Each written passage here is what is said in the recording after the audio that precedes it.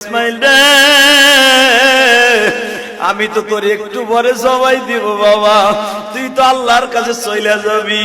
আমার মালিক হৃদয়ে বলিস, ও মালিক তোমার সন্তুষ্ট করার জন্য আমার বাবা 3টা সুমা দিয়ে আমার জবাই দিয়ে দিছে।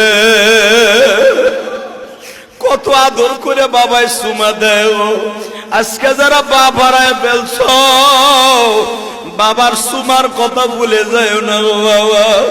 বাবার এক একটা সুমা কিন্তু, বাবার এক একটা কিস কিন্তু জান্নাতের নেয়ামত। সঙ্গে সঙ্গে বলে ইসমাইল রে, তাহলে আর দেরি করা যায় না, ওঠ পাহাড়ের উপরে। বাজানে ইব্রাহিম আলাইহিস সালাম লম্বা ছিল আপনার আমার হাতের 14.5 হাত। আল্লাহু আকবার বলেন। 14.5 হাত লম্বা মানুষটা বাজান কয়েক কদম দিয়া পাহাড়ের উপরে উঠলেন, যেখানে শোয়াইছে ইসমাইলকে। ওই জায়গাটা এখনো মিনার করা আছে। ইসমাইল যখন শোয়া দিবে, মাজার থেকে বাজান বেড়ায় 22-23 হাত লম্বা একটা 22-23 হাত লম্বা একটা রশি,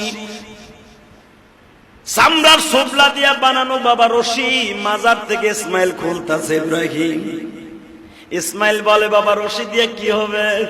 বাবা আমি তোরে বাইন্ধালাম। ইসমাইল বলে বাবা ঠিক কথাই কইছেন, এই রশিটা লাগবে। আমার যুবক ভাইরা, ইসমাইলের গাড়িতে জান্নাতে যাইতেছে আসছে ভাই। এখন 2 ফোঁটা পানি দিয়ে বাবার কথা মনে করে করে কান্দ।